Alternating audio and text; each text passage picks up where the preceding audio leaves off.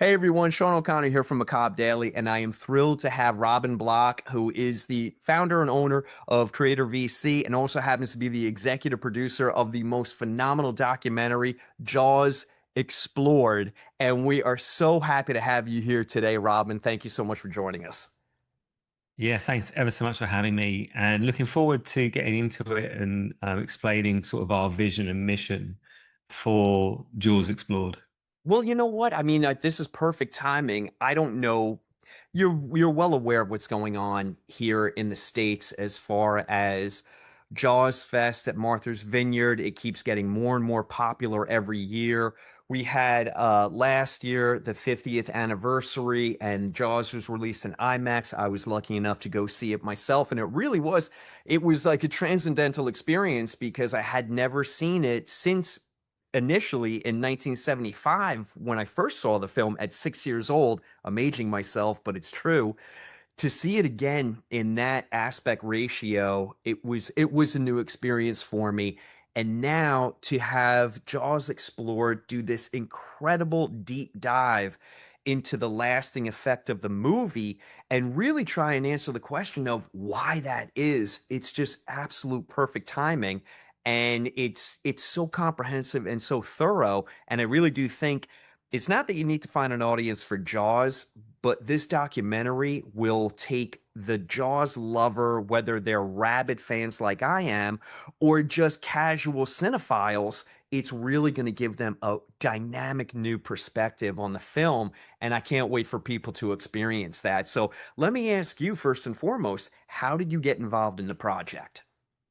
Well, we've been I've been running Creative VC for 8 years now, and we've been prolific in our documentary output, and we've had some huge successes. So, the In Search of Darkness horror documentary franchise, Aliens expanded with James Cameron and Sigourney Weaver. Most recently, The Thing expanded with Kurt Russell and John Carpenter. So we're really the preeminent film documentary company in the world right now. And what makes us different is we have a really incredible base of backers, Okay. which fund all of our projects. And that's the real secret to our success is not just keeping that group of stakeholders really happy, but listening to them and testing ideas with them before proceeding. And so um, I've been working on the format, which we're calling Explored, for the past year. And it's because um, a project like, let's say, we've just released earlier this year, The Thing expanded, had amazing reviews. We reunited the surviving cast, and we had a group of amazing contributors, Guillermo I've del seen it. Toro, It's incredible. It's absolutely as, incredible. and those projects are amazing, but they take a long time. That took about over 18 months to deliver, and we're very lucky that we live in a time when that movie is 40 something years old, right? That the casts are aging, and they're going to start aging out. A lot of them have already passed away, unfortunately. and Fortunately, yeah. and so my starting position is that my love for my favorite films doesn't age. My relationship with the films evolve as I evolve. So you talk about watching Jaws when you were 6, that relationship with that film all the way up to when you saw it in IMAX, that has shifted every time because you've been different every time. And so what I wanted to deliver was a format where we could explore classic IP that endures, but um, do it in a way where we get more out of something we love. And so Jaws was the best and potentially the worst subject we could have picked. And there was some real thinking behind why we picked Jaws. I didn't just pick Jaws because I like the movie or I love the movie. Obviously, if you like movies, you love Jaws. It's a film which needs no introduction. You can go into any country in the world; everyone will have seen it. It's like Coca-Cola. Yeah. Like it's sort of everyone has seen Jaws. Now, the other thing is that Jaws has been brilliantly served by some fantastic documentaries over the years. Most recently, Jaws at 50 came out last year. You know, it's phenomenal. Spielberg's in it. You know, it's an amazing piece of work. We're not trying to compete with that. We're not trying to do a making of. What happens when you do a big film documentary where you involve the cast and the crew is inevitably you have to retread some old ground. You have to talk about what happened here and stories, and that's great, and we'll continue to do that. But I wanted to do something different because for me, my favorite movies grow as I grow, and I want to get as much out of them as possible. And I think that one of the things that I really value is when I can take something that I know intimately and see it in a new way, right? And understand it in a deeper way. Mhm. And that's really the mission with Jaws Explored is our goal is for the hardcore Jaws fan to watch this documentary, participate in that journey of making it happen, and watch Jaws through this brand new lens, understand it on a level they've never experienced before, and through the eyes of some of the best speakers in the world on this subject on film. Yeah. And for me, that value is um, is self-evident to why this documentary deserves to exist. Because we're not. You mentioned earlier that whether you're a casual Jaws fan, I think we're not aiming this at casual Jaws fans. We're aiming it at people where this film is really significant for them. And I think when it's very important to you, a company like us comes along and goes, look, we're going to help you look at this in a brand new way. We want to make Jaws new for you. How do we do it? Scene by scene, beat by beat. We get the best speakers in the world and we understand it through a different lens. And ultimately, our value proposition to any backers is that we want to deepen your relationship with the work.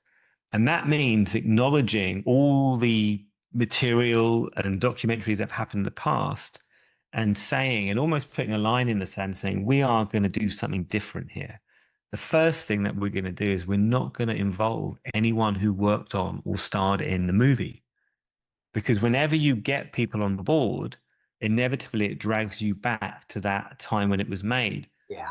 We want to have this whole documentary exist within the world of Jaws, within that timeless world of Jaws. We don't want to talk about back then. We want to talk about it as if these things are unfolding in front of us. Yeah. Yeah. Um, and it's kind of high concept from that point of view, but there's a lot riding on this because I want this not just to be a success for Jaws fans, but I want it to redefine what a film documentary can deliver in terms of an experience for our intended audience. Because I want to do other classic IP where there isn't the cast and crew available. Maybe it's too old, where we can explore it literally in this way. And I was so nervous about it. Right, so we've had the biggest successes in film documentary history with our run of documentaries, right? And we've operated at the highest levels of Hollywood. And I've never been more frightened of launching a campaign than this one. And everything we do at Creative VC is about talking with our backer base. So, I presented this concept to them a few months ago, and we had thousands of responses to this survey. And it was very clear there was demand for this angle, Mm-hmm. absolutely, which is why I proceeded. But on the first day of the campaign, we had thousands of backers turn up on day one, and I was like, well, that's made my mission real. Yeah. It And was your answer right there. Yeah. yeah, right. And um, this is the most important project of my career. That's the way I'm looking at it. And in my mind's eye, I know how I want to feel. I know that I want this 4+ hour documentary to um, alter in a good way my relationship with one of my favorite movies.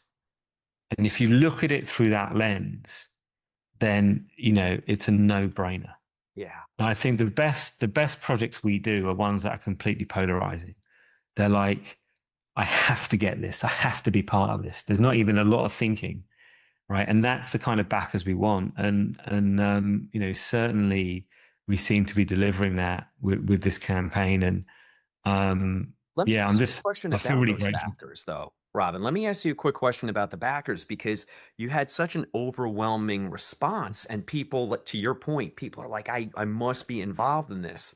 But as an executive producer, is it then challenging because you have so many people involved in the project with possible different opinions on what direction they want the ultimate Yeah.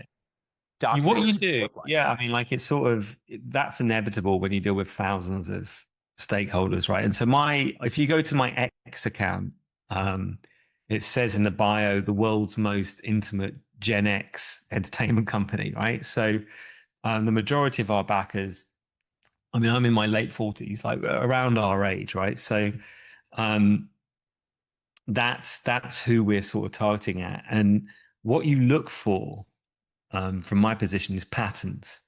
So we'll send out, for example, I'll give you the most recent example, The Thing Expanded. Mhm.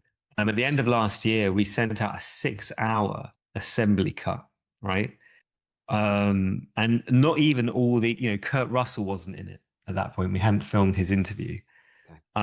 And we sent it out to hundreds of our backers. And the what we looked for is patterns. We looked for people saying similar things, good and bad, so we could iterate and create product market fit. You know, create something. Like I don't. Whenever I make one of these documentaries, I'm talking to 1,000 people in my head.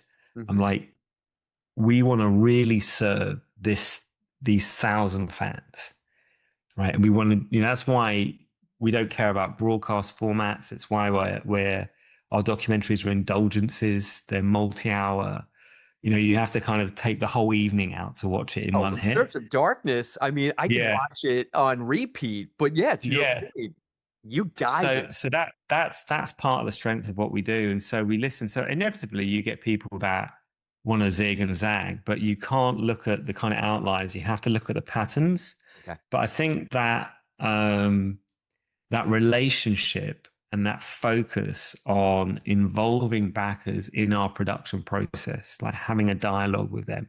Ultimately, we exist as a company to serve this group of stakeholders. And it's not like something you watch on Netflix or on YouTube where you're not contributing, you're not necessarily paying for it in that way. You know, these are investments. They're not cheap. It's not cheap to be a backer, you know, and it's because we deliver at a certain intimate scale. And so when you are a backer, we really value your opinion. Like our mission is to make something which you have a unique relationship with. It's interesting. If you go on eBay and you try and buy any of our documentaries, they go for hundreds of dollars, right? And it's because people, the backers, they don't let go of them. You know, partly they've got their name in it. It's that relationship, that kind of intimacy, which is key to what we do. I think it's key to what we do, but I think it's why these things work because we're not making it for anybody else. Yeah. You know, but you asked me this question, which is, you know, why did I get involved? And it's because I wanted to create a format where I could go and effectively revisit all of my favorite films again in a new way and get more out of them. Right? That's it. That's what the goal is. Can I ask you a question? Okay. Uh, I need to know, and we'll share because I'm going to give you my perspective as well. What does Jaws mean to you? It's I've got stories like you. You know, I wasn't born in 75. I was born in 77, so I missed the I initial didn't thing. mean to But I brag. remember, I know I'm an old yeah. man. No, I'm saying like, Sean, whatever you're having, I'll have some. Like, but and exercise and a good moisturizer. But the point is that I remember being 8 years old, seeing it on TV and going to bed and being wide awake and petrified. In a way, that feeling is something that I've searched for my entire life. That's why we go and see horror movies, right? It was visceral. You talked about seeing it in the IMAX. I went to see it in 3D. last year. Oh, I took my wife. And you know what? The 3D was incredible. Like seeing Jaws in 3D, it wasn't stuff coming out at you, but it just made the whole thing more. I don't know how they did it, but it made the whole thing, and as an adult now, I wouldn't describe myself as a cinephile, but I love the movies I love. The movies I love, I really love them. And I love this world and I love this dialogue. And, I've made so many friends over the last few years that just all we do is we talk about movies and we talk about old movies, right? And the thing about certain movies is they have something peculiar, something magical in them, right? Because you can have a great movie and it won't be right for this kind of format, but Jaws is so layered. There's so much going on, and there's such a reality in the world, in the characters, in the interactions, in the events, in the locations. We become familiar with them. If we sat down and watched Jaws now, I mean, we could talk about any scene in Jaws and instantly we would conjure it up in our heads because we've yeah. seen it so many times. So it It's becomes this cultural sort of touchstone. So only a few films in my life that I have that relationship with, and as I get older, I want to re-engage with it. You know, and what does that mean? Well, we can't really tell any more making of stories because they've all been told. yeah, How else can we look at this film and get something new and revisit it, right? And that's what Jaws Explored is. We want to revisit it in two ways. We want to take a kind of methodical, beat by beat approach, but we also want to understand it through the lens of some great people. And I'll give you an example. When we were doing the thing expanded, this unexpected thing happened. So we had Frank Darabont come down to our studio in LA and he brought his friend Guillermo del Toro, right? And he was like, "Is it all right if I bring Guillermo?" And we were like, "Oh, okay, if you must, you know." But we sat those two down in a two shot and we just let them talk about the thing, right? And their commentary was incredible, rewarding, insightful. They were there to pay homage to John Carpenter, to the thing, how it influenced them, their love for it, and you know they featured a lot in the documentary because their dialogue was gold, and listening to them helped me gain a greater appreciation of the thing, the movie, right? yeah, And that was a real turning point for my thinking because I was like, well, there's real value in that. What about if we did that at a completely different scale and we started, tearing apart scenes and really looking for connections here? And when I was putting the validation for this project together, it's where we send out a big survey and we said, look, this is our 17 chapter synopsis for Jaws Explored. Have a read. Here's a detailed survey. Tell us what you think. And one of the documentaries that came up as a reference in the comments was Room 237, which is the documentary about The Shining, right? Now that is not directly, we're not going to go out there. We're not going to go conspiracy theory on Jaws, but that exists in the same universe as Jaws Explored. It's Room 237 is way too out there, but the reason Room 237 exists, and if you haven't seen it, it's a really great oh, it's documentary. phenomenal. Yeah, It's just phenomenal, right? But it takes something we all know, like The Shining, and the commentary just takes it just presents the film in a completely bonkers light. The Shining's another movie for me, which is like every time it's on at the cinema, I go and watch it. I actually went to see it in the IMAX last year oh, in London, right? And I was right in the center. I had like the best seats, and it was like this big. Um, and Room 237 altered forever my relationship with The Shining because now I see all the mad crazy stuff that all the mad crazy people in room. We're not having mad crazy people in Jaws Explored. We're having like the best people in the world talking about it, right? But like the point I want to make is I derive so much value in a different way. It helped me understand the movie and therefore get even more enjoyment out of it. Because these things, if you think about it, and Jaws is certainly this, Jaws isn't Steven Spielberg's Jaws anymore. Jaws is something we all own as like people who exist and engage in pop culture. It's Yeah. something we all have a relationship with. And that's the point at which we're looking at it, at that lens, right? And I think um,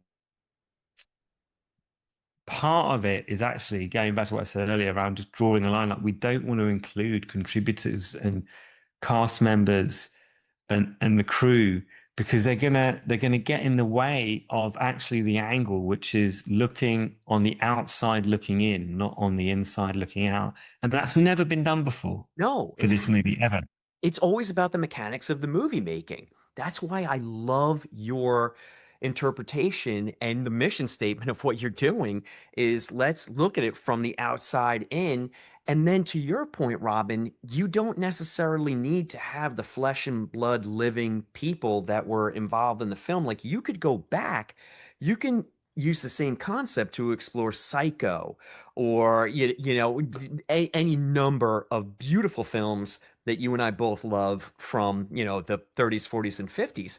This unlocks a completely new concept that I'm so excited about. This is really, it's kind of groundbreaking. I mean, I'll I call hope so, but I don't want like I can't handle any more pressure. it. But the point is that like this is all of our documentaries have come from an initial idea I've had, right? And I've been so lucky with the incredible team that we have at Creative EC.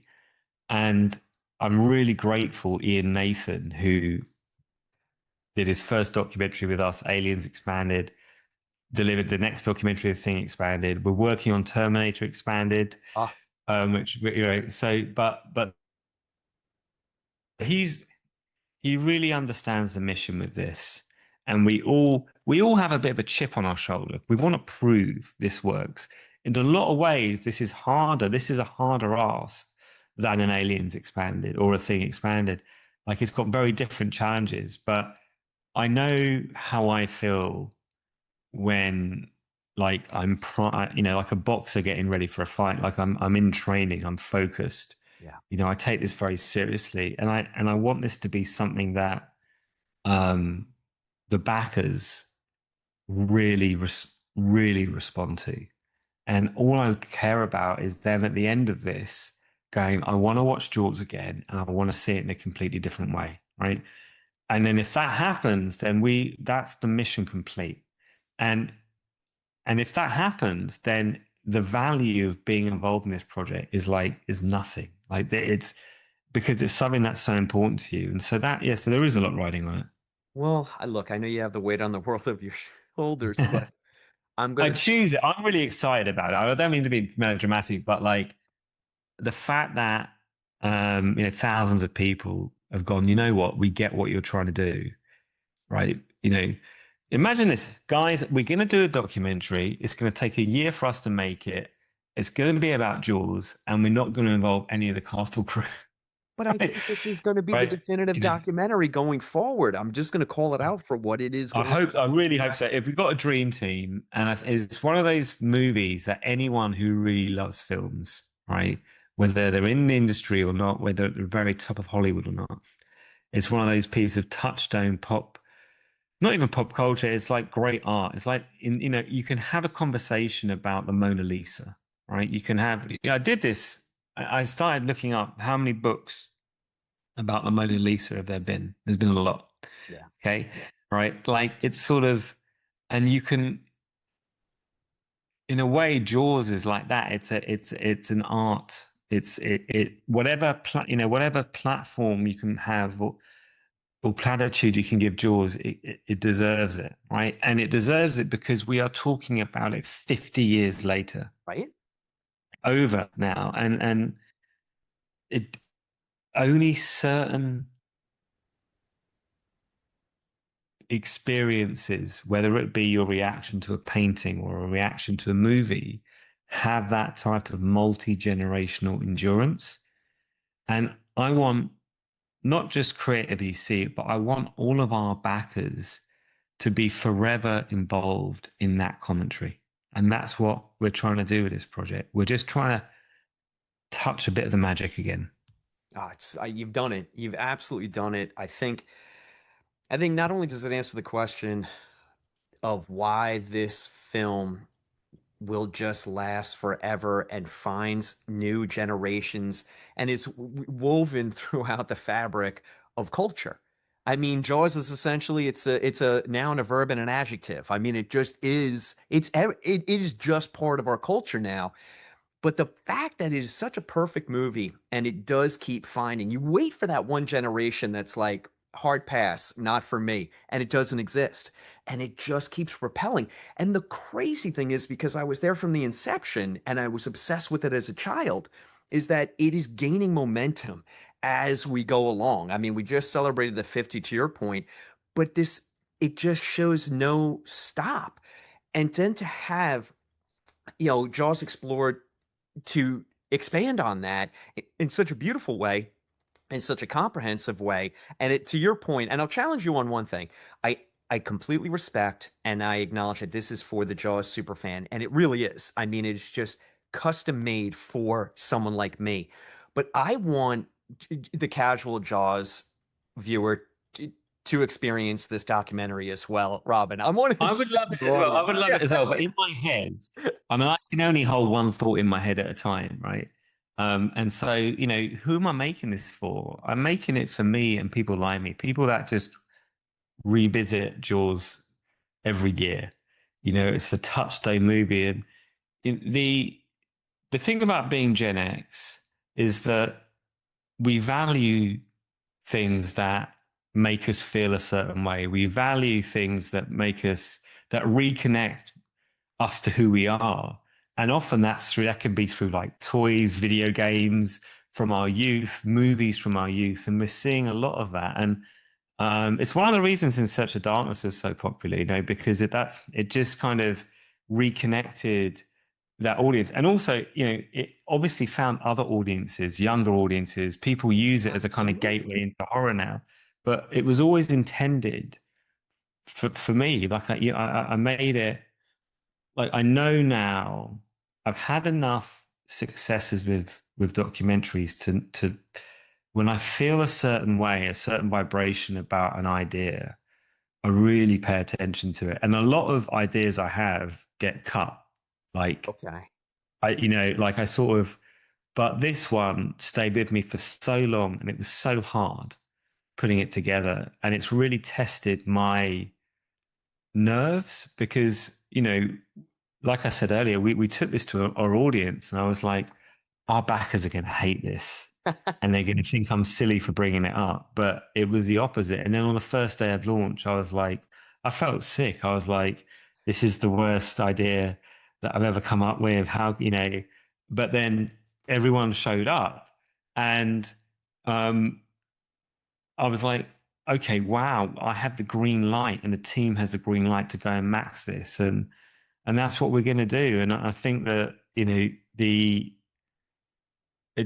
I said to my team, we had a meeting after we launched. We've got a meeting tonight actually as well. We have these kind of all hands meetings on every project every week. And I said that this was a reminder for me to sort of trust the process and trust in the creative process, to eliminate bad ideas and to push through with the good ones. Um, and this was harder than In Search of Darkness. This was much harder than like the expanded documentaries because they're so easy to comprehend. Okay. Um, but the funny thing is, when we've gone, we're coming towards the end of a sales campaign now. So I think it ends at midnight on the 9th of August. And I was expecting a lot more pushback, on social media, and it hasn't been there. Like people get it, They you get it, know. and it's beloved. Yeah. Yeah, yeah. And so I find that really, really encouraging. And um, and to get to this point where there's a certain amount of thinking that has to go into a project if you're going to pre-sell it. If you're going to go to an audience and say, look, this is our vision for what this is going to be. Like, trust us, Hmm. right? invest in this, Yeah. be part of this process, right? And even doing the trailer was something we'd never done before. It was just Ian being interviewed about the vision for this project. It was so He sells it. not dazzle like all of our other ones. Like this was so sort of stripped down and just like classic and just honest. But it works because people understand where we're going. I've got to give a shout out to my longtime human being artist, Dave Morrell, who did the artwork for Jaws Explored and just nailed it. It's amazing. Um, It's amazing. but instantly you get what we're trying to do, right? We're in the movie, right? And we want to do this within the kind of universe of the movie. And, um, you know, all of the thinking that, because we have like any kind of business that does, delivers a product repeatedly, you have processes. And I think with Jaws Explored, how we've brought this idea, this concept to market has absolutely challenged us. We've had to look at it in a different way. We've had to really think through in detail what we're doing on a level we've never had to before. And I think that that's going to be for the benefit of everyone that jumps on board. I want to give a shout out and the accolades to Ian because in the trailer, his passion for the project is infectious. And even for someone, I don't know if they exist, but even for someone who had never seen a frame of Jaws, just his enthusiasm alone, you would be like, oh, I have to watch this movie immediately. It literally leaps off the screen and he draws you in. So, when you see him tonight, if you see him tonight, please tell him, I, job you well know, I always take an opportunity to praise Ian. One of the things I love about working with Ian, he's got so much humility. And he's not someone that wants to be on camera. But one of the things I do, not just with Ian, but with all our directors, is I push them out there because I want the backers to connect with the person, you know, who's putting this It's together. And important. I don't really do a lot of interviews anymore or anything like that. I don't need to because I work with great people. But Ian's very fortunate in the fact that he's a great speaker on film and he's super credible. He was the former editor of Empire magazine, which was like the biggest film magazine in Europe. Authored many, many Love Empire. books. Yeah. Yeah, and honestly, he genuinely is like a lovely, lovely human being. And like he didn't have to do Jaws. He's just come off the back of the thing expanded. We're doing some early production work now on Terminator Expanded. And I was like, you know what? I asked him, I said, I really want you to do this because I think you're the right creative talent to take this vision and make it real. Yeah. And he's picked up the baton and you can see it you know, in that trailer. And we've learned a lot from it, like it was sort of, we had all these fancy ideas. We're going to do this with motion graphics and then we just realized we're trying too hard. Like what we need to do is just sit down with the audience and say, this is our approach. This is what we're looking to do. And will you join us? And that's it.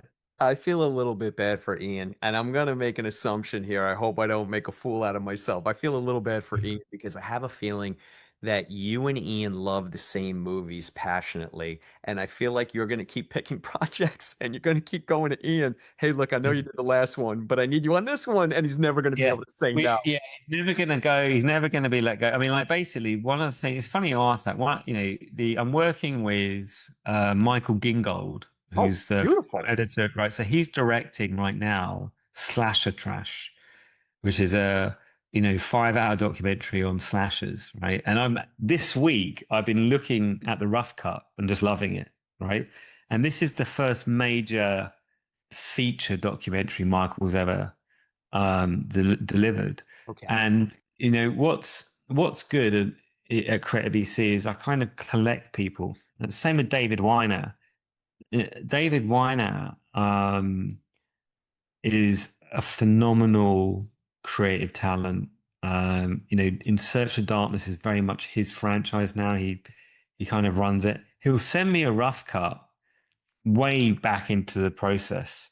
And often I just come back with no notes, apart from like that was brilliant, right? How great is Um, that?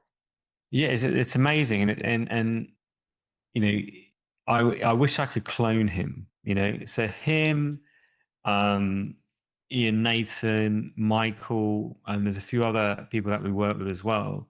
My sort of proposition to them is like, if we keep winning with this, I will make sure there's a roadmap of amazing projects for you to do over the next few years. And I don't want to run a big business with loads of people. I want to run a small, intimate company that is ultra obsessed with its backers, and we just keep delivering stuff that means something. Robin, I'm going to stop you there because then now I have to give you your accolades, and I know you're going to have to take it. You surround yourself with incredibly talented and creative people, and now you've built this. So yeah, I mean, I this is fantastic. It probably makes your life easier because you know that the team you have in place, they're delivering excellence, and it shows. Yeah, I think it does show. I think that it's very much, we've evolved so much as a company. I've worked with the same people for 8 years, right? And there's an enormous amount of trust, a trust in the process. We're always iterating and trying to improve everything we're doing. We've just done some major iteration on our merchandising and our packaging and all of that kind of stuff. So, long may it continue. But I'd rather have, 1,000 backers that really love what we do, Yeah, right? Than have 100,000 people that you know it's all right. they're It's, indifferent. Yeah. yeah, yeah. So it's sort of that kind of obsession really pays off. But I love this work. I mean, it's a lot of work and it's stressful. Um, Your especially when you're backers working in Hollywood. Yeah. Your backers' enthusiasm for the projects, though, it bleeds through and then it shows up on screen. So to your point, if you had 100,000 indifferent backers, the end product would be less than because everyone is so on board and so passionate and enthusiastic about the vision and what you want to do. You nail it each and every time. I mean, like, it's sort of. I mean, it's really. I mean, like, every time I talk about this in the meetings, every time we do a new project, we go to war. Like we've got our war face on, and because production is war, there's so many variables and so many sort of challenges you have to overcome. That most backers will never hear about our sob stories and the back end of it. But there's something to be said about going through those challenges and being aware. The way I talk about it with my team, it's like we're at the bottom of a massive mountain and we're going to climb this mountain, and there's going to be some really hard times during it, and times where we have to acknowledge we are being challenged, acknowledge the anxiety, the uncertainty, but we'll keep moving forward, keep moving forward. And then you get to the top of the mountain, and which for us means that we deliver the Blu-rays. Um, yeah, we deliver like the Blu-ray packages to our audience, and we see the response, and then everything has been worth it, you know. And then that dies down, and we start again, and we're starting again with great humility. We're not going and going, oh, we've done all of these things, right? Like no, no, no. Like we need to prove to you that we are worthy, right? And we take that really seriously. And this is going to be very difficult, but I think it's going to be so much fun as It's well. so much fun, and I hate to add to the stress that you have on your shoulders already, but you've set the bar. You set the bar with these documentaries, and it's so high that really only you can exceed the bar. And I look Yeah, forward. that's a lot. I mean, it's funny. There's some great documentaries coming out at the moment. There seems to be Absolutely. the appetite is there, and I am a documentary nut, so I watch a lot of them. But I think that what makes our work different, honestly, is that we're every time we do this, we're always focusing on not just telling a story or like this happened, but like for me, the thing that I know that if I'm watching a rough cut of one of our documentaries and it makes me feel a certain way, if it reconnects me to the work, the subject in a certain way, I know that's how I want our audience to feel. And that's always been the gauge. And I don't know if other productions sort of look at it like that, but that's how I look at it, because ultimately I want, the day the Blu-ray turns up at your house and you unbox it and you put it in, like I want that to be an event for 2-4. you. Yeah, and I want it to be something which, at the end of watching it, you're like, wow, like I've really enjoyed myself. And it's funny, we just earlier this year we did the pre-sale for In Search of Darkness 70s. And we have all the data now, and we use all these computer systems to kind of see the patterns. 88% of the backers that we had on In Search of Darkness 70s, which is in production now, they were repeat backers. They're people that are, and that's like that. I hadn't had that statistic before, but that's not normal. That's No, it unusual. doesn't feel like it's normal. That's Yeah, and I was like, and that's I can't take credit for that. That's the team that have done it. And so, however we're doing it, I don't want to change what we're doing. I love the balance at the moment, and we've got a roadmap of projects that when I talk to my team, I'm like, this project that you're working on, is it like the most fun project you could possibly conceive of doing right now? And everyone needs to be like, yes. And that's, if it's not, then they're the wrong fit, yeah. and so like what I want to be able, like when you're working, when you have a skill, whether that's researching or writing and directing or whatever, if you actually work, if you apply that skill to a subject that you really care about, everything magnifies, right? And I think that intrinsic motivation has made the difference with all of our projects, and it's absolutely going to make the difference with Jaws Explored. And I think what I'm expecting, we've already had, I can't say who, but like we've already had Hollywood luminaries reach out and be like, yeah, I'm well up for, because the right people in the film business, the really great ones love the medium, right? And any opportunity they can to share their knowledge, to share their perspective, they will take. And I that the fun part of Jaws Explored is going to be doing the interviews, It's so yeah. I can't wait for people to experience it. I really can. All right, Robin, our time is up. I've got to let you go, but before I do, you already said that you have Terminator, that you're developing that. In Search of Darkness, the 70s. I mean, that is like, just inject that into my veins. I can't Yeah, wait. me too. Me too. I'm like super excited about it. I'm Can't really wait. am. Yeah. But I want to know, and if it's okay if you're like, hey Sean, I don't want to put it out into the ether because someone's going to steal it. But if you had, give me one film that you would just love from the past that you would just love to do a documentary on. Oh, okay. All right. I know the answer. Like, it might surprise you. I've got a rotation of films, but Okay. one of the films that I watch every year, and it was the first film that my wife and I ever watched together.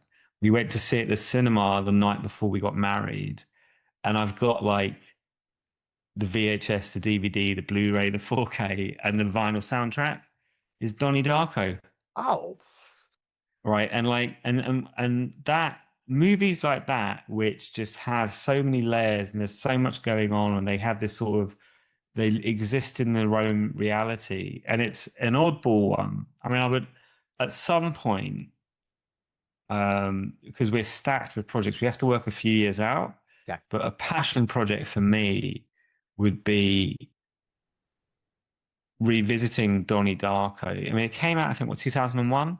yeah. Like it's sort of like it's reaching that, and it's in the pop culture, not in the same, not nearly the same magnitude as Jaws or all the other movies you might have been expecting me to talk But about. But a built-in yeah, rabid fan yeah, base. yeah. And like that, and Richard Kelly's around, like, so it's sort of, if I am, as a pure indulgence for me, I would just be like, let's talk, let's go bonkers with this movie, because um but that wouldn't be an explore, that would be an expanded documentary because the cast and crew are alive.